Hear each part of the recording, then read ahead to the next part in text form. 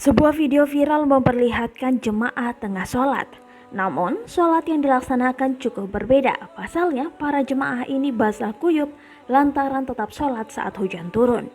Video tersebut dibagikan oleh akun Twitter @syahdaka pada Jumat 20 November 2020. Diketahui kejadian tersebut terjadi di Madura, tepatnya para santri yang berada di pondok pesantren Masjid Jami Anukhaya, Gulug-Gulug, Sumeneb, Madura.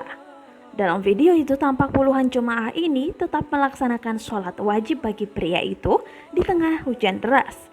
Terlihat pula para jemaah yang berada di pelataran masjid tampak khusyuk mengikuti gerakan imam yang berada di dalam masjid.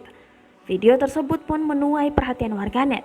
Banyak yang merasa takjub atas aksi yang dilakukan para jemaah tersebut.